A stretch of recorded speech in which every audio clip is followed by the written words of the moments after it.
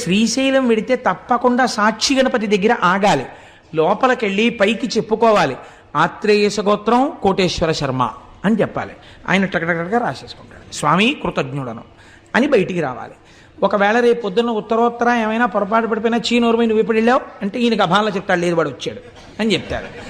పొంగిపోతారు అమ్మవారు అయ్యవారు, అయ్య బాబోయ్ శ్రీశైలం ప్రత్యేకం తండ్రి కోసం అమెరికా నుంచి వచ్చిన వాడు లాంటి వాడు వీడు, అందుకని 10 మందికి చూపించుకోవలసిన వాడు, వీడి జోలికి మనం వెళ్ళకూడదని వదిలిపెట్టేస్తారు.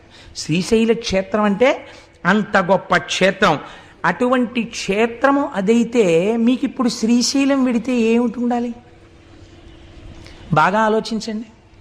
శ్రీశైలం వెడితే మీరు దేనితో వెళ్ళాలి? శ్రీశైలం నమ్మకంతో వెళ్ళాలి కదండి.